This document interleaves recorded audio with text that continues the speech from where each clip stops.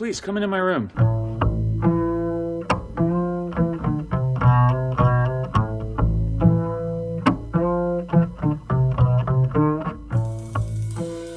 Welcome back to the MUstaSH Room. I'm your host, David Ben, and on this episode, we talk with a good friend of mine, Scotty.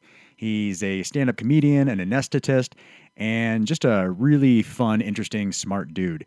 He runs a program called the Comedy Commune, or a show, I should say, Comedy Commune, out of Brooklyn, New York, and just a fun guy to talk to. We also get a visit from wifey Jill, and she educates us on a new mushroom, not new, I should say, but a mushroom that was recently discovered that eats plastic. Awesome. And her voice is just so tiny and enchanting. So enjoy. We are sponsored by MUstaSH Brands, MUstaSHBrands.com. We're on social media and online at MUstaSH Room. MUstaSH, as always, spelled MUstaSH. Again, I'm David Ben, like Uncle Ben, but without the racism. And enjoy this episode. Here you go. I'm partly responsible for that child. Scott had the party that lit the fuse to my fire with my wife, and I will never forget that, man. I am forever indebted to you. Dude, those parties I threw in that place, that was a old brothel that they converted to condos in downtown Tampa called the Arlington. Of course, you were living in a repurposed brothel. Of course, that's my boy. It was you met your wife in a repurposed brothel. I literally have worked just enough to support this dream, and I work just enough hours so my wife doesn't think I'm a total loser. Like, it's a good threshold. Yeah, I mean, that's enough. When people are like, "How much do you work?" I'm like, "Divorce, just enough divorce." One notch up from divorce. I work just enough hours for not to get divorced. Good. You know? For those of you listening, that's the secret to a happy marriage. Just hover right above divorce. All the time. I mean, I have one toe in the pool, you know. No, my wife's great. My wife is like literally like the only person I probably could have married because I'm super high maintenance, you know, like I'm just like all over the place doing 1,000 things. And that's why we love you, man. The Comedy Commune you used to have in your apartment, right? Or somebody's apartment. Oh, dude, it was the best. It was probably one of the best underground shows in New York's history, I would say. It is still, it's going to go live again. You can look at the Instagram at Comedy Commune on Instagram and go back and archive pictures, but I'm going to start putting clips up. What's really funny is that we were talking about psilocybin. I had this Halloween Comedy Commune and some dude brought a bunch of mushroom chocolates. Beautiful. So like half of the crowd was on mushrooms. So I had to like yell at people for overlapping through punchlines. And like Tim Dillon went in and he didn't even do any material. He just destroyed the audience for 15 minutes, making fun of their costumes. And it was probably one of the best, you know, work of arts of stand-up comedy I've seen in my life. I mean, I was dying. He just was shitting on people for 15 minutes and they loved it. And then I guess Dan Soder closed that show out. It was a mobile show and I paint really psychedelically art pieces. Like I paint with fluorescence and non-fluorescence and make like really trippy paintings. So I always, wherever the Comedy Commune was, I painted all these signs and I would sometimes bring my artwork down. I would frame the comic out. So the comic would be the center of the attention. And it just always had such a good vibe. Every show I'd give out about 2 or 3 cases of beer before the show started. You're such a philanthropist. I love it. I know. I mean, it was the best show. I mean, I had catered food, free beer, and then people started treating it like Burning Man. So like people would come and bring, well, it depends on whose apartment it was in, but people would bring whatever they were going to bring to share with the crowd. The crowd would get crazy, you know, and they were also well trained. Like if people were heckling, I would just dab them. You know, and I'd drag them out of the crowd and be like, dude, you can't stand in the back. And if they kept being mouthy, they'd just be out. I mean, I'd pull them out in the middle of the show. I wouldn't give a shit, you know, and people just stopped doing that. So then years of them knowing that I'd bounce them out, the crowd would turn off their phones. Like I never had a phone ringing during the show and people stopped heckling, even when they would get hammered. Well, yeah. I hope that you can bring that back in full force, man. I'm really. It will, dude. I will.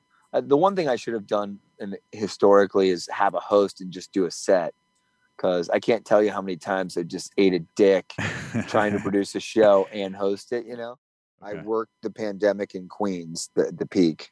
And I worked critical care in this hospital in Queens. For the people listening, you're an anesthetist, right? Yeah, I'm a CRNA, certified registered nurse. It's my side gig. Gotcha. I'm trying to become a comedian and a producer and yada, yada, yada, writer. And New York got really crazy and weird. Everything just shut down all of a sudden. It was really kind of ominous. The city was like a ghost town. What month was this when this all went down? This is at the end of March, first week in April. Okay. The pandemic was in full bore at that point. Full effect in New York. New York was ground zero, ironically, for, the freezer trucks. And I work for a company that had a contract at a hospital in Queens. So I've always kept my credentials at a hospital in Tampa. Right. And this company had a contract in Queens, and my recruiter called me and was like, listen, they are desperate. It's a total train wreck. The money was insane, sure. Per day, what they were paying for people to go into these units. Just the hazard pay. I have a lot of critical care experience, and I was like perfectly suited to deal with it, because anesthetists intubate people and we're critical care providers. So you have somebody that it's probably one of the best recruits a hospital could have is an anesthesiologist, nurse anesthetist, because at the time they thought, oh, well, you need people that know how to manage airways and manage ventilators and sure. deal with critically ill people, because that's what we do in anesthesia a lot, especially if you do cardiac, which I do, or transplant, which I do. And I just went in. And I have two at the time. I had I think Louis was 18 months, or he wasn't even 2 yet. So Louis was like 20-month-old, and my wife was pregnant, due in June. So I basically had to quarantine away from them to take this contract. I stayed in a hotel. Damn. And good for you, man. It's a big sacrifice, like not seeing your kid or being with your pregnant wife to go help. And believe me, it's way beyond money. To go in there and go into a place like that, I mean, the best way to describe it, and it's such a cliche, but it was like a war zone. Yeah. Where it was kind of like all hands on deck. Every single person in this facility was trying to do something to help the effort. To the people that were actually physically touching the people that were coming in. Did you fall ill at all with COVID? I did before I took this assignment. I thought I had it in early March. I was deathly ill, full body aches, lost the sense of smell. I could still taste stuff. My wife quarantined me in the back of our apartment. Thankfully, we have a big ass apartment, Now, big in New York could be 800 square feet. So, but in your world, it's bigger than that, I'm sure. Well, my apartment's actually one of those apartments that are just like, no, he didn't. It's like one of those friends' apartments. I have 1,400 square foot apartment. Good for you, man. In New York, that's pretty impressive. Well, I got in there. I got in early. I got in one of these old warehouses in Brooklyn. Cool. And so my wife put me in the back. We have this little back TV room that has plants and stuff in it. And I was like, more food, Gatorade, vitamin C, vitamin D. Just barking requests from the bedroom. Yeah, pretty much. And she was, my wife, first of all, my wife is a fucking saint, because she was, about ready to pop with a 2-year-old. That's bad timing, man. In a 4-4 walk up, with no laundry, no dishwasher. Like, she deserves like a like the mom Iron Cross or whatever it is. So your heart, man. Let's talk about your heart. You had heart surgery. You kind of skipped over that. What happened? Well, no, I was giving you the setup. Oh, I forgot your long-winded jokes. Yeah. All right, we're not even close to the punchline yet. All right, keep going. No, I'm just saying that basically I was jogging on Riverwalk in August, and I was trying to get in shape. I just had another baby. I was kind of dad bod fest, and I got dizzy and I collapsed on Riverwalk. And I didn't lose consciousness, but I felt like I couldn't breathe. And I thought I was having a bronchial asthma attack. and then it calmed down and it went away. And then I didn't go to the ER. And I noticed it back in, while we were in New York, I was getting more winded walking up our stairs to go to our apartment. Yeah. But like, I didn't think anything of it. And then the first time I really tried to have activity, I like almost lost consciousness. And then I made an appointment with a cardiologist and went in, and my mitral valve, the valve between your left ventricle and your left atrium, was blown out. Wow. So blood was backing up into my lungs. It's called pulmonary edema. So then I went and found the GOAT. The greatest surgeon of all time. Yeah. Okay. Pretty much. Yeah. I went to the director of Cleveland Clinic. Oh, I love that. Mark Gillinoff. Like, he's the director of mitral valve services in Cleveland Clinic. And because you know the industry, I mean, I'm sure that was, you knew exactly. He's like the him and like his two partners are like 3 Tom Brady's, like that's all they do all day long. So what was 400 cases. So like, what was the full like surgery and recovery time for that? I mean, that doesn't sound trivial at all. So at the time, so we have an apartment in Brooklyn, and I have a rental house in Tampa, and we were staying in Tampa at the time. My wife is a nurse, so she got an Airbnb in Cleveland. It was up in Cleveland, Ohio. Okay. Where you're from. Oh, I'm wearing a brown sweatshirt right now. So yeah, kudos. I know, I saw it. And she booked the place. And to my luck, because of the pandemic, these guys are usually booked a year out. Celebrities, Arab sheiks, like all these rich Europeans. Yeah. All the Europeans and foreigners had canceled on them, so they had spots open. Yeah, you're right. They have like huge hotel. They designate entire floors for the king of Saudi Arabia and whatnot when they come for their surgery. Yeah. This guy, Mark Gillinoff, I watched all these videos. He does these minimally invasive robot surgeries. So it's like any one of these surgeons at Cleveland Clinic and their mitral valve program, I would have gone to. Okay. But this guy just happened to be the surgical director of the mitral valve clinic. Dude. Is he just walking around like doing the billionaire dance, like the Conor McGregor dance, just badass? Dude, he's actually a really nice man, and he's kind of like, he's everything you would want in a surgeon. Makes you feel less petrified? Yeah. Good. He's everything I wanted. Like, just all business. He came in, gave me a copy of his book on heart surgery, and I was like, sure, I'll read this. Wow, a humble brag. Thanks, man. Yeah, I know. I'm like, thanks, bro. I don't give a shit. Just make sure I can run and not die at 45. So, what was the total surgery time? So, from the time I got the injury, or I discovered the injury, to I was on the table, it was like about a month. Okay. So for that month, was that an agonizing month trying to get to the surgery? Yes. Well, because I just was at risk, you know, like now I know my valves blown out. So I was not doing any activity. I was sitting up in bed. Like I couldn't even lay flat. Like leading up to this jog, like I thought it was gas reflux, but like I would wake up like having an asthma attack. And it turns out like blood was backing up into my lungs just from laying flat. I would say about 2 months before I actually started feeling good. Okay. Were you hospitalized like for the full 2 months, or were you back? So I was kind of actually a freak. I got out of the hospital in 2.5 days from open heart surgery. Then we stayed in Cleveland for another week in Cleveland Heights.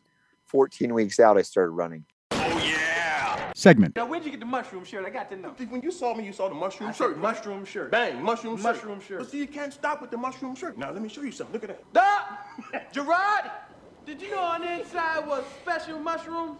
Yes! Jill, thanks so much for being here today. Yeah, thanks again for having me. Brody's here, hopefully silent. We'll see. See how that pans out. We'll see. We shall see. Anyways, we have an awesome mushroom today on the podcast. I'm excited because it's not a medicinal or a culinary mushroom, not a psychedelic mushroom, but one that rather benefits the environment. So it's not necessarily widely known, and it's really hard to pronounce. So without further ado, we're going to talk about the Jill. All right. I don't know why it's so funny. Well, let's hear the computer. I'm going to say it. Okay, You're just laughing at me like I can't do it or something. Well, I can't either, and that's why I'm laughing. The Pestalozziopsis microspora. That's really good. Let me try. Pestalozziopsis microspora. Did that sound good? Yeah, robot. It's hard. There's so many syllables. Why are there so many syllables? You just got to break it down. Pestalozziopsis microspora. There you go. Yeah, I feel that's like when my mom made me learn how to spell anti-disestablishmentarianism in the 3rd grade. I mean, but you learned it. I did, and I still know how to spell it. You do. We won't get into that. So this mushroom, again, hard to pronounce unless you're a robot. What is this? What does this mushroom do? So this is a rare fungus. It was recently discovered a few years ago in the Amazonian rainforest of Ecuador. But what is really unique and really just revolutionary is that this mushroom can digest plastic. And more specifically, it can consume polyurethane, which is one of the largest contributors of plastic. So all the big plastic landfills and floating barges and stuff, all that stuff is just riddled with polyurethane. I mean, I don't know the exact numbers, but it's definitely a significant, contributor to the plastic waste and plastic pollution that we're going through.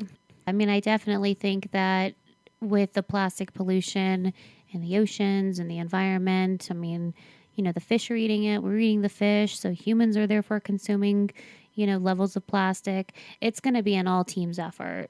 That's a good point. I didn't think about how it actually, it makes its way into our bodies. Oh, yeah. You think about the fact that it's like a, pollutant for the ocean and, all that other stuff, but we're actually consuming that with the fish that we eat and stuff from the ocean. Yeah, I mean, because plastic, it just keeps breaking down into smaller and smaller pieces and, pieces that you might not necessarily see with the naked eye. And this is what fish and all sea life, creatures are ingesting. So they're riddled with plastic. Dude, how much do the fish hate our ass? I mean, yes, they hate us because we're trying to catch and eat them, but also because they're just eating plastic because we're lazy as fuck. Plastic, gas, oil. I mean, you talk about it. It's pretty sad, and it's hard to really think about it, right? Because you get really depressed. Yeah, to be an oyster on the wall and listen to their conversations. So this is really cool. So again, don't focus on the pronunciation, but rather the fact that this thing... Pestalozziopsis microspora. See? Yeah. You got it.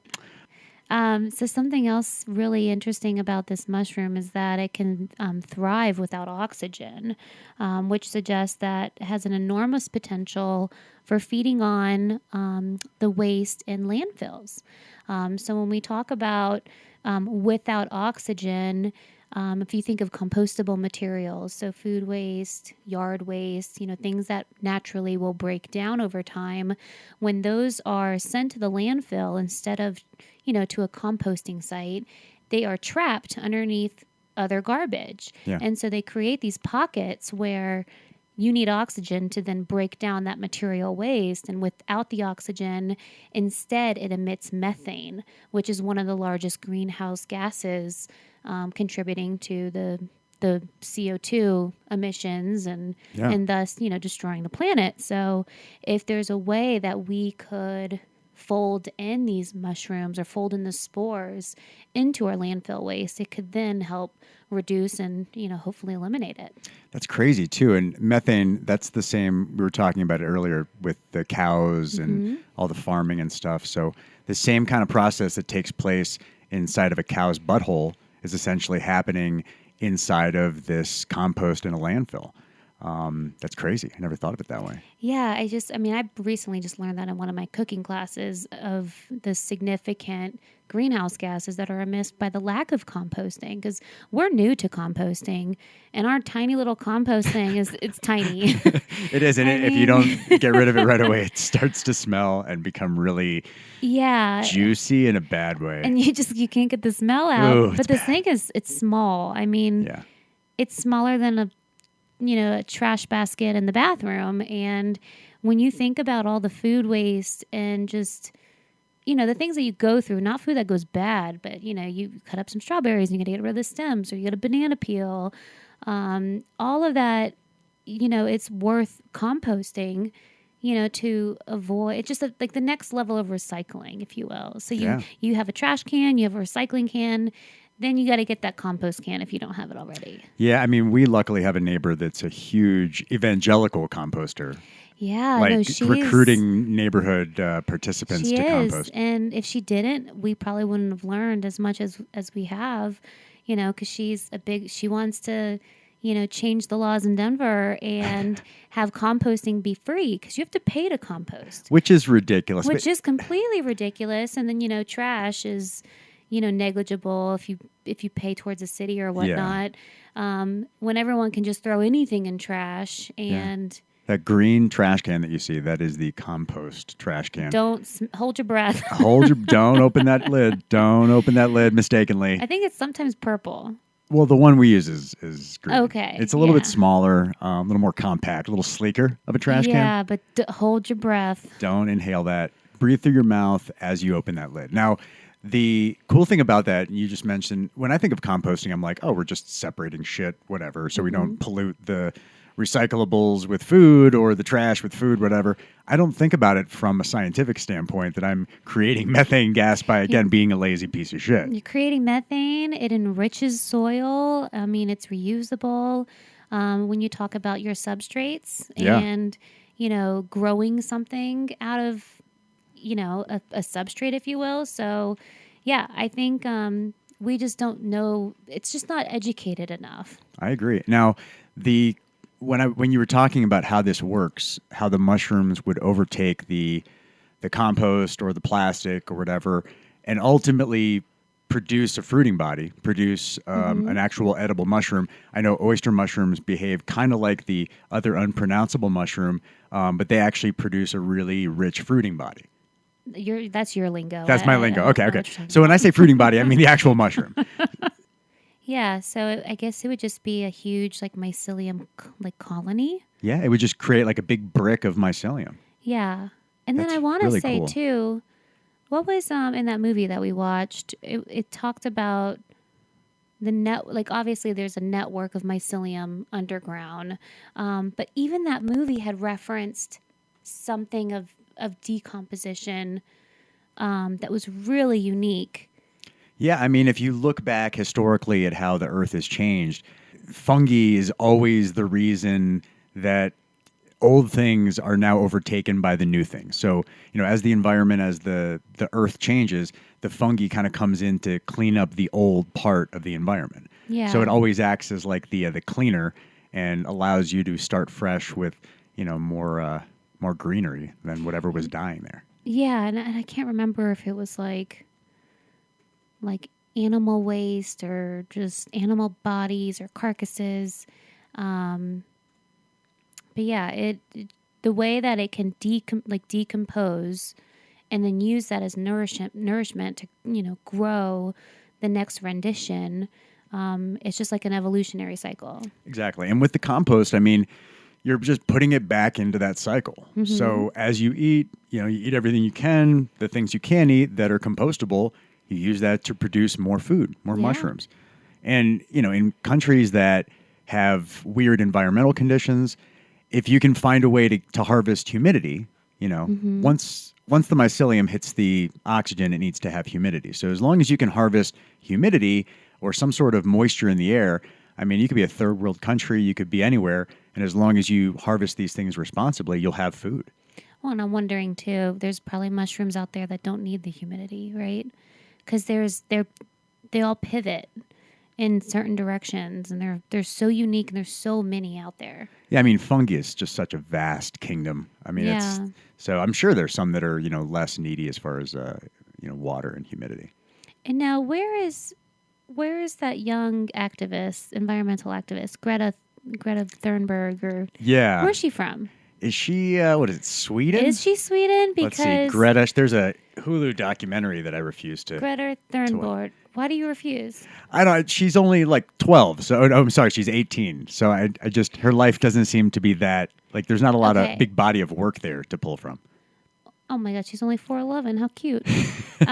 Well, so she's Swedish. Yep. And speaking of Sweden, IKEA. Ooh. Was innovation, baby. Yeah. Oh, that's right. Out with the compostable packaging. Yes, let's made pivot out for a of second. mycelium. That was really cool. So IKEA trying I to be. wonder if Greta had a hand in this.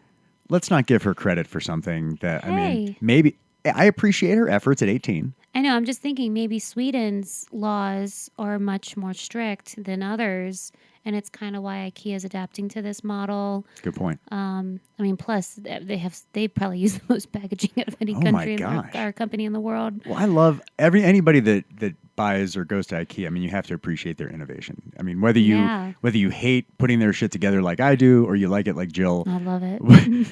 you have to appreciate their innovation. So what they're doing is they're using compostable mushroom-based packaging for its products.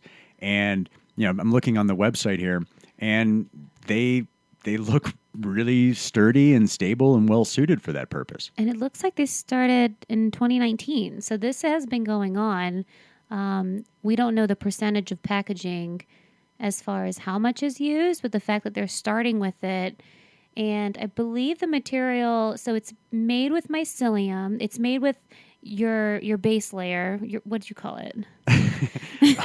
I mean, that is the basis for your fruiting body. That's the fruiting body. Fruiting body is the mushroom. The mycelium would be the basis, the foundation for that. Okay, so the materials that go into the foundation, Correct. Which can vary, and then they implant it with the mushroom spores, but then they heat it. So that kills the spores from fruiting. So you can't water these, and they're not going to grow in your backyard. But I'm wondering if the spores then contribute it to breaking down instead of growing outward. Well, you could actually harvest the mushroom. So what it's saying here is it's using some sort of wood, like you said, as a substrate. And then once they inoculate and the mycelium grows to full fruition, then they heat it. But once it grows to full fruition, if you wanted to, you could wait for the mushrooms to sprout before you heat it. Well, they already heated it. They heat it before the mushrooms have a chance to grow. Correct. Okay. So we're getting it so whatever you're ordering doesn't have mushrooms on it. Because they don't give a shit. They're not mushroom farmers. They're not looking to grow mushrooms. They're just looking to supply, biodegradable. All right. My head was in items. that. Why the fuck would you waste precious mushrooms? You're all about the mushroom. All right. Touche. So they create this, and mushrooms, the mycelium, as a material, it's renowned for having really stable qualities. Like we talked about that coffin that guy was making out of mycelium. I think I told you. I don't know if you were on that episode. I don't know about that one, but I have seen where you can be buried in like pods made. Yeah, same concept. Okay. And then the earth kind of absorb the earth and it absorbs you. Yeah, and like it can grow a tree. Like I've seen like ones where they're like, then a tree sprouts. Now that is some cool shit. If you can be reborn as a tree. Yeah, I mean, that's kind of cool until someone chops you down in 100 years. Let's not think that far ahead. Yeah. Maybe you're a really slow growing tree, so you have plenty of time before that abrupt death at the hand of Paul Bunyan. Well, what if you like just left town and then like your tree is just like by itself in Denver, Colorado? Oh, that's so sad. I do want to talk about who's responsible for this. It's this ecovative design. In 2010, I guess they came up with this mycelium-based packaging technology. The material is called mycocomposite. Fascinating, though. Yeah, it looks like it takes just about 30 days to decompose, but it can be reused in packaging if kept dry. Yeah, just like all dried mushrooms, you keep them away from moisture. Put some silica packets in there, keep them dry. Don't eat those silica packets, though. Don't eat those. What happens? Yeah, I think you'll die. Oh, okay. Yeah, it's like if Brody chowed down on a Hershey bar.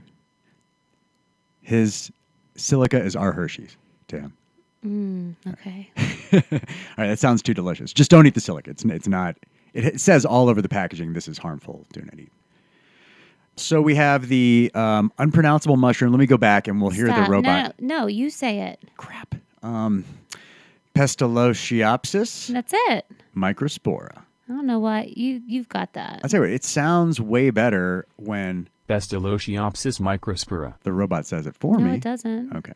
So cool. We learned about that mushroom. The oyster mushroom has similar qualities, which is awesome. Once it consumes the plastic, once it consumes the hazardous material, the toxic waste, whatever, the fruiting body is then actually edible. Yeah, I've got red flags all over that. And Jill's skeptical. And hey, as you are the expert on nutrition and health, so I appreciate your skepticism. But it says right here, and this is fastcompany.com, and they're talking about how .com. it's ready to eat when there is no more visible plastic material inside. At that point, it's overgrown with fluffy white mycelium. So, I don't know. Okay, let's digest that. All right, let's when no dig into more it. visible plastic. You know how microscopic plastic? Crap. Yeah. And my whole thing was like, if it digests plastic, that's way better for the environment than me having to eat it afterwards. All right. So then just compost those mushrooms. I don't know. In an emergency scenario, and this was the debate we were having. What emergency do you need to eat plastic-eating mushrooms? I don't know, malnourishment? I mean... Mushrooms have like 40 calories for a pound of them. Like, but it's better than 0 calories for no better pound than of them. 0, but again, this needs more testing. Okay. So to be continued, we'll do our best to try to find more research to corroborate or disprove the theory that those plastic-eating mushrooms can then be eaten without worry. Yeah, you're the mushroom eater. Well, Jill, thanks so much for being here, and thanks for Brody for not contributing and accepting he's so your cute, sweet. silent way. Oh, he's a baby. Bye. I highly recommend being an old dad because it's like you've traveled, you and Jill have partied your nutsacks off. Like I never even thought I was going to have kids. And, I had Louie. I have 2 boys now. I have a 9-month-old and my little 2.5-year-old. That's and it's awesome. just like, I feel, even though we're both comedians and you get pulled into social media, Sure. I feel more present than I think I ever would have when I was young. Life kind of tells you when it's time, right? I mean, you meet the right person, the right circumstances, and I'm going to be 44 this year. How old were you when you had your first one?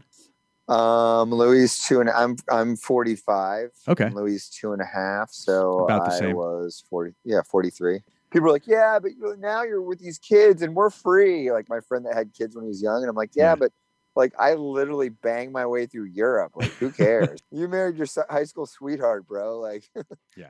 With psilocybin, there's a lot of momentum to try to get it more embraced by the medical community. So I kind of wanted to get your perspective on, whether you think it's going to gain some legitimacy in medical use and just kind of maybe why it's scrutinized and just your medical opinion.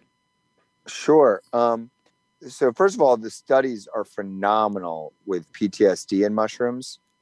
There is like definitive evidence with deep psychotherapy and mushrooms and psilocybin that people have had tremendous gains from recovering from PTSD. Lots of soldiers, people that have come back from military. You're military, right? Yeah. Well, PTSD and depression, those are 2 of the big things that they're trying to tackle with psilocybin and MDMA. But those 2 conditions seem to be the ones that they've targeted the most. But yes, I am a veteran. Yeah.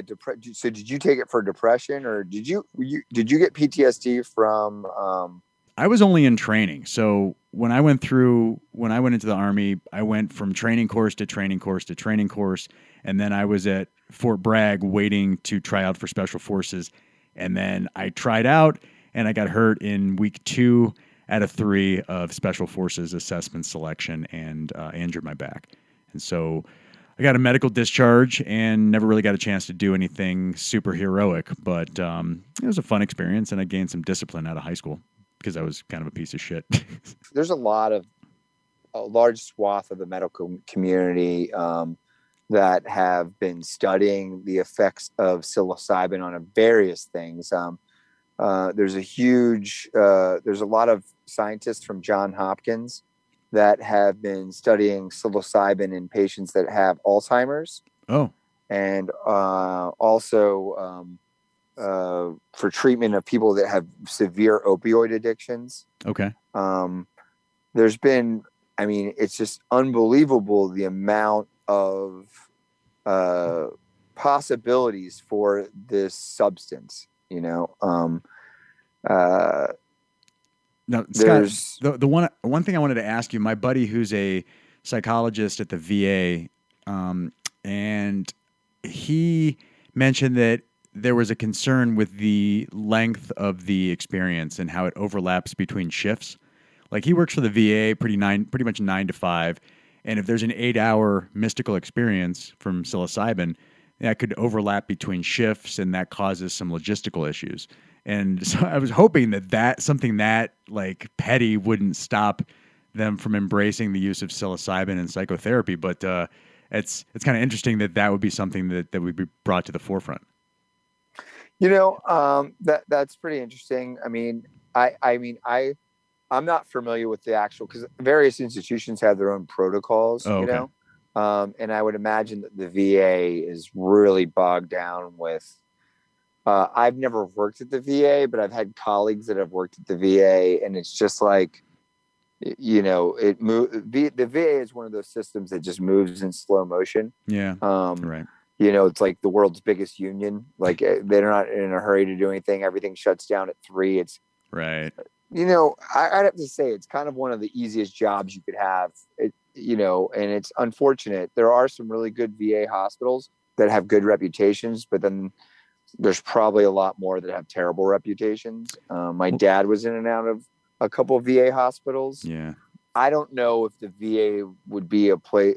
I mean, interesting enough, they probably have the most PTSD.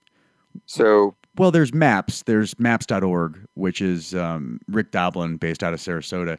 He's been running MAPS to really try to leverage MDMA specifically to help veterans with PTSD. So, I mean, there are other resources outside of the VA and federal resources, but my main concern is, like, what's the biggest impediment? Like, is it the FDA? Is it big pharma? Is it just the lack of data?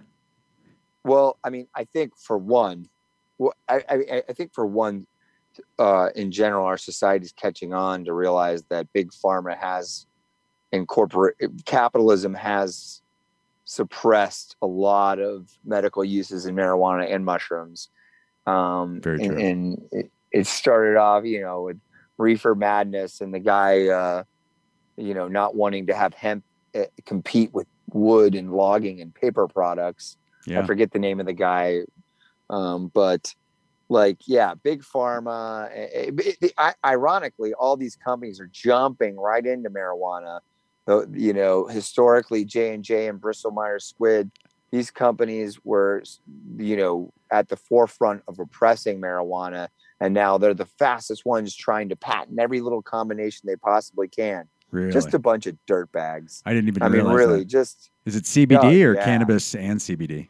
CBD, cannabis and CBD combos. Wow. I mean, they're trying to patent Tylenol with CBD, Tylenol with THC. They're every drug that they make, they're patenting all their combos of the stuff that they have. Oh, you get anti-inflammatory effects from CBD with Tylenol. It's like, dude, such bullshit. Focus on the vaccine. Get your hand out of our cookie jar and go focus on the vaccine. Yeah, I mean, I'm one of those people that I believe in conscious capitalism. If you look at countries like China that have just just used their, paid their people slave wages and have oppressed everything they possibly could and not cared about their drinking water and not cared about their air quality, that's not a good model. They're the opposite of conscious capitalism. Agreed. And they have a massive push right now to have a consumer class, in their country, to not rely on us, and that they could get their own people and their own spending machine going. That whole mindset has oppressed, the very idea of using magic mushrooms and marijuana for therapeutic. Yeah. That machine, that capitalistic machine, is what held down all these things for all these years, So you being in medicine, and you've been in medicine your entire professional career, aside from comedy, I should say. I guess, do you see a short-term solution for this? Do you see this being like a long, drawn-out battle for people like me, that would love to see this legalized so that more people could pervasively get help? I think that it's moving pretty quickly right now. Okay. I mean, all these states are legalizing marijuana. Even I think some state in the South just legalized marijuana for nice recreational use. New Jersey legalized it for recreational use. Maine. Aren't there therapists in Denver? I mean, if it's illegal there, why wouldn't there be psychotherapists there helping people with PTSD and depression. Well, they are. They're just not using psilocybin as a tool. It's not legal in that capacity. Maybe under some sort of weird supervised study, but it's not as pervasive as it really should be and not readily available for everybody. That's interesting. Yeah. So MABS. MAPS, MAPS. What does it stand for? It stands for Multidisciplinary Association for Psychedelic Studies. They're at the forefront of the MDMA PTSD movement, and veterans are their primary focus. So, they're doing a lot of real good stuff, but that's just one backer for the movement. Are they doing psilocybin as well, or just MDMA? Their main focus is on MDMA, but they are looking at other psychedelics as well. But I haven't seen them put as much stock in psilocybin for the type of work that they're doing. From what I've heard, MDMA is a more benevolent drug, so it's a little bit less intimidating and can take you into less dark places with the therapy. So maybe a little bit better for PTSD because it treads a little bit more lightly. It's more euphoric. Right. Less of a potential pitfall like with psilocybin. If it goes wrong, it could go pretty wrong.